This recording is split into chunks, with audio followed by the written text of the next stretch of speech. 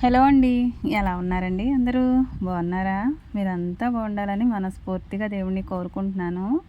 నా వీడియోస్ చూస్తూ ఛానల్‌ని సపోర్ట్ చేస్తున్న ప్రతి ఒక్కరికి పేరు పేరున కృతజ్ఞతలైతే చెప్పుకుంటున్నానండి. మళ్ళీ పనులతో చంపేయడానికి వచ్చేసిందని మీరు అనుకుంటున్నారా?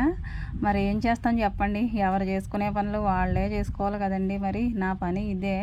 పొద్దున్నే లేవడం, చీపురు కట్టకి పని చెప్పుకోవడం, ఆ తర్వాత ఉన్న పనులన్నీ ఒకదాని తర్వాత ఒకటి చేసుకోవడం.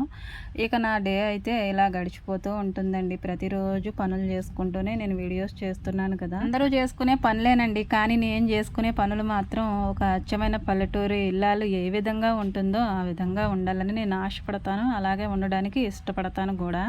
ఈ ఇష్టం వెనుక చాలా కష్టాలు ఉంటాయండి. మరి అంతా కూడా నేచురల్‌గానే ఉండాలంటే మరి చాలా కష్టపడాలి కదండీ!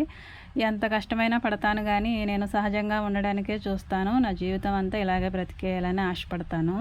పల్లెటూరు అంటేనే నేచురల్ గదండీ! ఇక అందులో నివసించే వాళ్ళు జీవన విధానం గూడా చాలా నేచురల్‌గానే ఉంటుంది. నేను అలాగే బ్రతికేయడానికి అందులోనే ఇమిడిపోయానండి. ఇక తిరిగే లేదు మారిపోవడానికి.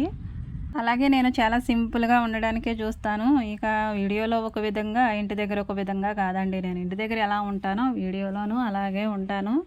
ఇక నేను ఎక్కడికైనా బయటికి వెళ్ళే విధానం కూడా సేమ్ ఇంటి దగ్గర ఉన్నట్టే ఉంటుందండి. భయపడతారేమో అనుకుంటున్నారా? అలా అలవాటయిపోయింది నాకైతే. నేను ఎలా ఎప్పుడు ఉంటానో అలా తప్పించి వేరే విధంగా ఉండడానికి అస్సలు ఇష్టపడను. ఇలాంటి సింపుల్ లైఫ్ స్టైల్ అంటే నాకు చాలా ఇష్టమండి. ఇలాగే బ్రతికేయడానికే చూస్తాను. ఇంత సింపుల్ లైఫ్ వెనకాల చాలా చాలా కష్టమైతే ఉంటుందండి. అంత సింపుల్ ఏమీ కాదు ఇంత సింపుల్‌గా ఉండాలంటే. నిన్నైతే ఒక కామెంట్ వచ్చిందండి. చూసి చాలా హ్యాపీగా ఫీల్ అయ్యాను. ఎందుకంటే ఇంత సింపుల్‌గా ఉండేదాన్ని కూడా కొంతమంది ఇష్టపడతారు కదండీ! నేను ఇంటా బయట ఒకే విధంగా ఉంటాను. ఇంకా పనులతోటైతే అంత సింపుల్ కాదు, అంత ఈజీ కాదు. గిరగిర బొంగరంలా తిరుగుతూనే ఉంటాను. ఎవరైనా సింపుల్‌గా ఉండడానికి ఎంత ఇష్టపడతారో, పనులు కూడా సింపుల్‌గా తేల్చేసుకోవడానికి అంతే ఇష్టపడతారు గదండీ! ఎవరి లైఫ్ స్టైల్ వాళ్ళ ఇష్టం. ఈ రోజుల్లో అందరూ కూడా సింపుల్‌గా ఉండడానికే జూస్తారు. అలాగే సింపుల్‌గా బ్రతకడానికే జూస్తారండి. కానీ నేను ఉండే విధానం సింపుల్‌గానే ఉంటుంది గానీ, నా వెనకాల స్టోరీ మాత్రం చాలా చాలా వర్క్ అండి. చాలా చాలా ఏంటంటారు ఇష్టపడి చేసేది ఏదైనా గానీ మనకి కష్టం అవ్వదు కాబట్టి దాన్ని మనం చాలా ఇష్టంగా చేసేసుకుంటాము. అదే ఇష్టం లేకపోతే ఏమంటామంటే ఏ పని చేయాలన్నా గానీ ఈ చాకరీ నేనెక్కడ చేయగలను, నేను చేయలేననే అంటాం గదండీ! కానీ నేనెప్పుడు నా జీవితంలో అలా అని అనుకోలేదు. నేను చేస్తున్న పనిని చాలా ప్రేమిస్తాను, చాలా ఇష్టపడతాను. చాలా దాన్ని గౌరవంగా చేసుకోవడానికే చూస్తాను. ఇంత గౌరవప్రదంగా జీవించేవాళ్ళు, నా మాటలకి నవ్వుకునేవాళ్ళు, నా మాటలకి కొంచెం ఎగతాళిగా మాట్లాడేవాళ్ళు కూడా ఉండొచ్చు. ఇందాక గుర్తు రాలేదు. ఇప్పుడు గుర్తొచ్చింది. I am a hard work women అన్నమాట. నేను ఎంత కష్టమైన పనైనా చాలా చాలా ఇష్టంగా చేస్తాను. అలాగే టైంతో పని లేదండి. పొద్దస్తమాను చేసుకుంటూనే ఉంటాను. ఎందుకంటే కుటుంబ సభ్యుల్ని ఎవరైతే గౌరవంగా చూసుకుంటారో, ఎవరైతే ఇష్టంగా అభిమానిస్తారో వాళ్ళ గురించి ఎంత కష్టమైనా గానీ పడతాం గదండీ! ప్రతిసారి నేను వీడియోలోనూ ఎంత కష్టమైనా ఇష్టంగా చేసుకుంటాను పనని చెప్తానండి. కానీ నాకు ఇష్టమే పని చేసుకోవడం. కానీ నేను చేసే పని చూసి ఒక్కొక్కసారి నాకే బెంబేలెత్తిపోతుంది. ఇంత పని నేనే చేశానా అనిపిస్తుంది. వీడియోలో చూసుకుంటే నాకు అలా అనిపిస్తుందండి. అదే నేను మామూలుగా పనంతా కూడా చేసుకుంటే అలుపు సొలుపు ఉండదు. అలసటొస్తుంది. ఎంతైనా మనుషులం కదండీ! అలసిపోతూ ఉంటాము. ఆ ఇంటి పని మొత్తం ఇక నేనే చేసుకుంటూ ఉంటాను. ఇక ఒక్కొక్కసారి అత్తయ్య గారు ఏదో ఒక పని చేసినా గానీ మిగతా పనంతా నా మీదే పడుతుంది కదండీ! నేను చాలా ఓపికగా చేసుకోవడానికే చూస్తాను. పని నేనే చేస్తున్నాను కదా అని ఎవరి మీద కసురులు, విసురులు, బుసురులు అలాంటివి ఏమీ ఉండవు. చాలా నింపాదిగా చేసుకుంటాను. అలాగే మనమే కాబట్టి చేసేస్తున్నామని ఎదుటి వాళ్ళని నిందించడం, ఇంకొకలా బాధ పెట్టడం అలాంటివి కూడా నేను అస్సలు చేయను. ఎంత పనున్నా గానీ అది ఏ టైం అయినా నేనే జేసుకోవాలి. నేనే దాన్ని కడతేర్చాలనుకుంటాను. అది నా చేతి మీద చేసుకుంటే నాకు అదొక తృప్తిగా అనిపిస్తుందండి. ఇంకొకళ్ళు చేస్తారు. వాళ్ళతో చేయించుకోవడం నాకు ఇష్టం ఉండదు. మరలా వాళ్ళని ఇబ్బంది పెట్టిన దాన్ని అవుతానేమో అనిపిస్తుంది. ఎంత పనున్నా అది సంతోషంగా నేనే చేసేసుకోవడానికే చూస్తాను. ఇంత పని నేను చేసుకుంటున్నాను గానండి, దాన్ని చూసేసరికి ఒక్కొక్కసారి నాకు కూడా భయం వేస్తుంది. మొదట్లో అయితే ఏ గిన్నె తోమాలన్నా, ఏ ఇల్లు ఊడవాలన్నా ప్రతీదీ కూడా మనకి అంతగా అలవాటు ఉండదు కాబట్టి ఏ పని చేయాలన్నా కాస్తంత భయంగానే ఉండేది. కానీ రాను రాను అది మనకి అలవాటయిపోద్ది. అలవాటు అయిన తర్వాత అది ఎంతో కష్టంగా కొండంత ఉన్నట్టు అనిపిస్తుందండి. కానీ దాన్ని కొద్ది కొద్దిగా తవ్వడం మొదలుపెడితే కొండనైనా సరే మనం పిండి కొట్టేయొచ్చు. ఈ పొయ్యి అంటే నాకు చాలా ఇష్టం అండి. ఈ పొయ్యి దగ్గర కూర్చొని ఇలా పొద్దున్నే ఒకసారి, సాయంత్రం ఒకసారి నీళ్లు కాస్తాను, అన్నం వండుతాను. ఎంత వర్షం వచ్చినా, ఎంత చల్లొచ్చినా, ఇంకా ఎంత వేడిగా ఉన్నా కానీ ఈ పొయ్యే శరణ్యం అండి అన్నం వండుకోవడానికి. నా జీవన విధానంలో ఈ పొయ్య ప్రముఖ పాత్ర పోషిస్తుంది. మాకు ప్రతిరోజు అన్నం వండి పెట్టేది ఈ పొయ్యేనండి. మనం పొయ్యి అంటించుకోవాలి, పుల్లలు పెట్టాలి, వాటిని మండించుకోవాలి. పొయ్యి అంటించడం అంటే కొంతమందికి చాలా కష్టంగా అనిపిస్తుంది. కానీ పల్లెటూరు ఆడపడుచుగా, పల్లెటూరు ఇల్లాలిగా నాకు ఏమాత్రం కష్టం కాదండి పొయ్యి మీద. ఒకవేళ గ్యాస్ అయిపోయినా కానీ నేను చాలా సింపుల్గానే పొయ్యి మీద వంట మొత్తం కంప్లీట్ చేసుకున్న రోజులు కూడా చాలా ఉన్నాయి. ఇంకా కత్తిపేట అండి. ఈ కత్తిపేట మీద తరగందే నాకు రోజు అస్సలు గడవదండి. రోజులో 2-3 సార్లు అయినా ఈ కత్తిపేటకు పని చెప్పాలన్నమాట. ఇలా ఇంట్లో ఉండే ప్రతి వస్తువు కూడా నాకు చాలా అపురూపం, చాలా ఇష్టం. ఇవి పాతకాలం నుంచి వస్తున్న ఆనవాళ్ళు కదండి. వీటిని ఏమాత్రం కూడా నేను చెక్కు చెదిరిపోకుండా చూసుకోవాలన్నదే నా కోరిక. ఇంకా చాలా టెక్నాలజీస్ వచ్చాయండి. వాటన్నిటినీ కూడా మరి మనం వాడాలి, తప్పదు. కొన్ని వాడినా కొన్ని ఆనవాళ్ళనైతే జీవితాంతం అలానే వాటి మీద ఆధారపడి బ్రతికేయాలనిపిస్తుంది. ఇప్పుడున్న టెక్నాలజీకి చాలా దూరంగా పోయి బతకాలనిపిస్తుందండి. ఆ టెక్నాలజీకి నాకు ఎలాంటి సంబంధము లేకుండా ఉండాలనిపిస్తుంది. కానీ బ్రతుకుదెరువు కోసం కొన్ని అయితే మరి తప్పవు కదండి. నా గురించి కాకపోయినా మరి కుటుంబాన్ని చూసుకోవాలి కాబట్టి ఒక్కొక్కటి అయితే మనం అనుసరించక తప్పట్లేదు. ఈ రోజుల్లో టెక్నాలజీ అనుసరించకుండా బ్రతకాలంటే అంత ఈజీ అంటారా? ఈజీ కాదు కదండి. చాలా కష్టపడాలి. ఈ కష్టం వెనకాల చాలా ట్రగుల్స్ ఉంటాయి, చాలా ఇబ్బందులు ఉంటాయి. వర్షం వచ్చిందనుకోండి, పొయ్యి నిండా నీళ్లు పడిపోతాయి. ఆ పొయ్యి అంటుకోవడానికి చాలా టైం పడుతుంది. ఆ పొయ్యి వెలిగిన తర్వాత పైకి లేచామనుకోండి, కళ్ళు గిర్రిన తిరిగి అక్కడే పడతామేమో అన్నట్టు అనిపిస్తుందండి. పొయ్యి ఊది అలాగ అయిపోతుంది ప్రాణం. అయినా కానీ ఇష్టమేనండి. ఆ పొయ్యితోటే ఉంటుంది ప్రాణం అయితే. ఆనపకాయలు సీజన్లో చాలా దొరుకుతాయండి. కానీ సీజన్ లేకుండా మనకి ఆనపకాయ దొరకాలంటే కష్టం కదండి. ఇది మామూలుగా అయితే సీజన్లో 10 రూపాయలు అయితే వచ్చేస్తుంది. 8 రూపాయలకి కూడా ఇచ్చేస్తారు. కానీ 30 రూపాయలు పెట్టి తీసుకోవాల్సి వచ్చిందండి. మరి ఇలాంటప్పుడు తింటేనే కదండి అసలు మజా వచ్చేది. సీజన్లో అయితే అందరూ తింటారు. దొరకని టైంలో తినాలని ఇంకా ఆశ ఉంటుంది కదా. ఎప్పటి నుంచో ఈ ఆనపకాయ కోసం ఎదురు చూస్తున్నాము. ఇప్పటికి దొరికిందండి. 30 రూపాయలైనా పర్వాలేదని తీసుకొచ్చేసారనమాట. నేను దాంతో ఆనపకాయ పులుసు అయితే చేస్తున్నాను. ఒక పక్కనేమో ఉప్మా చేస్తున్నానండి ఈరోజైతే. ఈ ఉప్మాతో పెద్ద తలనొప్పి అయిపోయిందండి. ఎవ్వరూ తినరు. టిఫిన్ చేయకపోతే చేయలేదనిపిస్తుంది కదండి ప్రాణం. అందుకని ఇక ఉప్మా చేశాను. లాస్ట్లో ఎంత మిగిలినా నాదేనమాట. ఇష్టం ఉన్నా లేకపోయినా నోట్లోకి అసలు వెళ్ళనని అది మారం చేస్తుంటే నేను కూరుకొని అయితే తినేస్తాను. మరి ఏం చేస్తామండి, మిగిలిపోయిందాన్ని పడేయలేం కదా.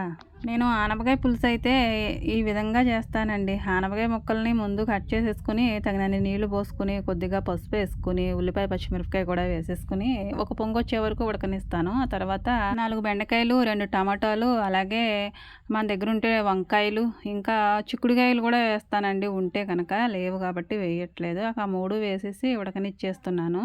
అది బాగా మగ్గిపోద్ది కదండి. ఉడికిపోయిన తర్వాత చింతపండు రసం కూడా వేసేసుకుని దాంట్లో కొద్దిగా బెల్లం ముక్క వేసుకోవాలి టేస్ట్కి సరిపడా. అంటే తీపి మనం ఎక్కువ తింటే ఎక్కువ వేసుకోవచ్చు, తక్కువ తినేవాళ్ళు తక్కువ వేసుకోవచ్చు.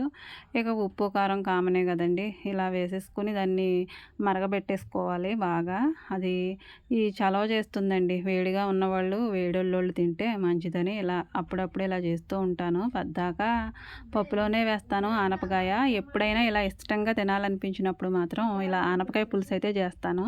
ఎప్పటి నుంచో ఈ వేసవకాలం దగ్గర నుంచి ఈ పులుసు తినాలనిపిస్తుందండి. కాయ ఇప్పుడు దొరికింది, అందుకనే ఇక ఇప్పుడు చేశానన్నమాట. లేదంటే పప్పులోనే వేసేసేదాన్ని. కరివేపాకు వేద్దామన్నా కానీ భయంగానే ఉంటుందండి. ఎక్కడ దాంట్లో పురుగులు ఉంటాయని. ఎంత తేరిపార చూసినా కానీ ఎక్కడో ఒక డౌట్ అయితే మిగిలిపోతూనే ఉంటుంది. కొద్దిగా కరివేపాకు కూడా వేశాను.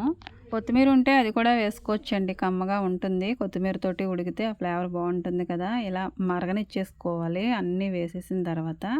ఇక మనకి కావాల్సిన క్వాంటిటీలోకి రసం వస్తుంది కదండి ఆనపకాయ పులుసు. అది మరిగిపోయిన తర్వాత ఇక తాలింపు పెట్టేసుకోవడమే. నేను తాలింపుకి ఎక్కువగా ఏమి వాడనండి. ఎల్లుల్లిపాయలు, జీలకర్ర, ఎండుమిర్చి, ఇక కరివేపాకు అనమాట. కరివేపాకు కంపల్సరీ వేయాలండి. దాన్ని మనం తిన్నా తినకపోయినా ప్రతి కూరలో కరివేపాకు ఉండాలి. ఈ కరివేపాకును చూస్తే నన్ను నేను చూసుకున్నట్టే ఉంటుంది.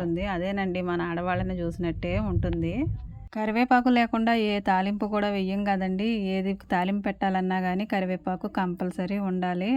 అది మనం తిన్నా, తినకపోయినా పడేసేదే అయినా గానీ పోపు పెట్టేటప్పుడు కరివేపాకు వాడతాం కదండీ. అలాగే మన ఇంట్లో ఆడవాళ్ళు ప్రతి నిత్యం ఉండాలి. మనం లేకుండా ఏది అవ్వదు. కానీ ఈ కరివేపాకుని ఎలా తీసి పక్కన పెడతారో మనల్ని కూడా అలాగే తీసి పక్కనే పెడతారు కదండీ. అందరినే కాదులేండి, కొంతమంది ఉంటారు అక్కడక్కడ. ఆనపకాయ పులుసు తాలింపు పెట్టేసిన తర్వాత ఇక పప్పు కూడా నేను విజిల్స్ రానిచ్చుకున్నాను. కొద్దిగా ముద్దపప్పు కూడా ఉడకబెడదామనేసి. అది కూడా ఉడికిపోయిందండి. దానిలో కొద్దిగా ఉప్పు అయితే వేసేసి దాన్ని మెదిపేసుకుని వేరే గిన్నెలోకి అయితే తీసేసుకున్నాను. ఆనపకాయ పులుసు పెట్టిన ప్రతిసారి కూడా నేను ముద్దపప్పు అయితే కొద్దిగా ఉడకబెడతాను. ఇష్టం ఉన్న వాళ్ళు తింటారు. అందరికీ ఇష్టమేనండి మ్యాక్సిమం. నాకు కూడా చాలా చాలా ఇష్టం ఇలా తినడం.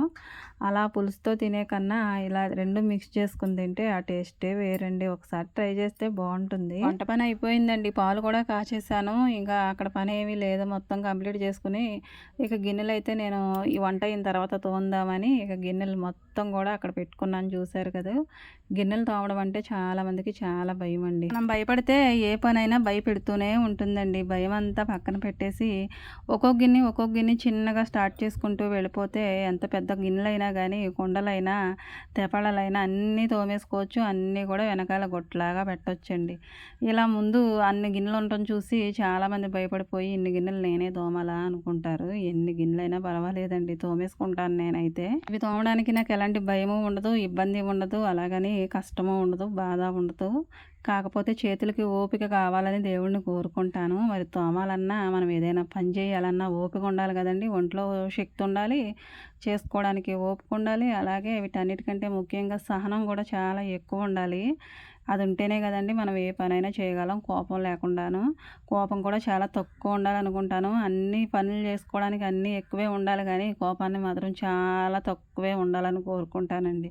అది ఉందనుకోండి మిగతావన్నీ చాలా చాలా డౌన్లోకి వెళ్ళిపోతాయి. అందుకని కోపాన్ని డౌన్లో పెట్టేసి మిగతావన్నీ ముందడుగులో ఉండేలా చూసుకుంటాను. ఎందుకండి ఎవరి మీద ఎంత కోప్పడినా మనం ఉండేది అత్తారిల్లు కాబట్టి అక్కడ ఎంత తక్కువ కోపం ఉంటే అంత మంచిదనమాట. అమ్మ నాన్న దగ్గర ఉన్నప్పుడు మనకి ఎంత ఎక్కువ కోపం ఉంటే అంత మంచిది.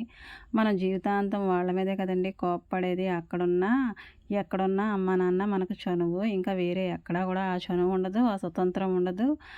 ఇది ఇంకా వేరే ఎవరి దగ్గర కూడా మనం చూపించలేము. అమ్మ నాన్న అంటే మనకు అంత లోకం అనమాట. మరి వాళ్ళంటే లోకం ఉండక ఇంకెవరంటే లోకం ఉంటుందండి. మనం ఏదైనా వాళ్ళే భరిస్తారు, వాళ్ళే పడతారు, మనం అడిగిందల్లా ఇస్తారు. ఇంక ఇన్ని మనకి ఇచ్చే వాళ్ళని మనం లోకు కట్టకపోతే ఇంకెవరు లోకు కడతారండి. అక్కడ ఉండే విధానం అలా ఉంటుంది, ఇక్కడ ఉండే విధానం ఇలా ఉంటుందన్నమాట. ఇక్కడ అంతా మనకి అనుకూలంగా ఉండదు, కానీ ఇక్కడ ఎంతో ఇష్టంగా ఉండిపోతాము. అక్కడ అంతా మన ఇష్ట రాజ్యం. కానీ ప్రతిదీ కూడా అమ్మ నాన్నని ఏదోటి అనడానికే చూస్తాము. వాళ్ళ విలువ తెలియనన్ని రోజులు అలా ఉంటాం, కానీ తెలిసి వచ్చిన తర్వాత అనములేండి. ఏ ఆడపిల్లకైనా అమ్మ నాన్న విలువ తెలిసి వచ్చేది ఎప్పుడో తెలుసా అండి? వేరే ఇంటికి వెళ్ళి అక్కడ అణిగి మణిగి ఉండి మన ఇష్టాలన్నీ చంపేసుకుని మనం ఎదుటివారి ఇష్టం కోసం బ్రతుకుతాం చూడండి, అప్పుడు గుర్తొస్తారు అమ్మ నాన్న. వాళ్ళ ఇష్టాలని, వాళ్ళ కష్టాలని అన్నిటినీ పక్కన పెట్టేసి మనం అడిగిందే తడవండి, ఏదైనా మనకు కావాల్సింది ఇచ్చేస్తారు. అంత పిచ్చోళ్ళండి అమ్మ నాన్న. ఆ పిచ్చితనం మనకు పెళ్ళైన తర్వాత గుర్తొస్తుంది. అప్పటి వరకు వాళ్ళ వాల్యూ అనేది ఏ ఆడపిల్లకి తెలియదు. కొంతమంది గడుగ్గాయలు ఉంటారండి, వాళ్ళకి తెలుస్తుంది. చిన్నప్పటి నుంచి అమ్మ నాన్నని అమితంగా ప్రేమిస్తారు. వాళ్ళ అదృష్టవంతులండి. మా నాన్న మనం ఏది చేసినా కానీ చాలా సహనంతో భరిస్తారు. ఎందుకంటే ఆ సహనాన్ని మనం అర్థం చేసుకుంటామని. ఆ సహనం మనకి ఇక్కడికి వచ్చాక బాగా అర్థమవుతుంది. ఆ విధంగానే ఉండడానికి చూస్తామండి. మనం పని చేయాలన్నా, ఓపిక కలిగి ఉండాలన్నా, కోపం తక్కువ ఉండాలన్నా అది దేవుడి వరమేనండి. దేవుడిచ్చిన వరం లేకుండా మనం ఏ పని చేయాలన్నా అది అవ్వదన్నమాట. ఆ వరం నాకు దేవుడు ఎప్పుడో ఇచ్చేసాడండి. అందుకే ఇలా అన్నమాట. వీడియో నచ్చితే లైక్ చేయండి. Thank you.